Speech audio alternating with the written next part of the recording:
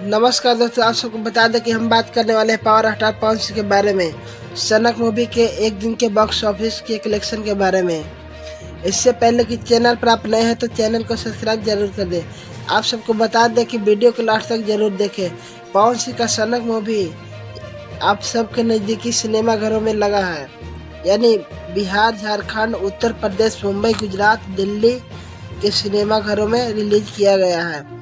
पवन सिंह का सनक मूवी के लिए ऑल इंडिया 24 सिनेमा घरों मिला है। आप सबको बता दें कि पवन सिंह का सनक मूवी का फर्स्ट दिन का कलेक्शन के बारे में 24 सिनेमा घरों को मिलाकर अनुमानित कलेक्शन है 5 से 6 लाख रुपए।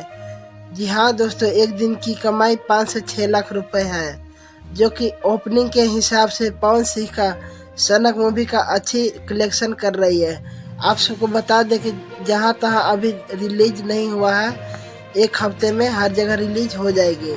आप सब अपना नज़दीकी सिनेमा घरों में जाकर जरूर देखें। आप सब अपना कमेंट बॉक्स में जरूर बताएं। धन्यवाद।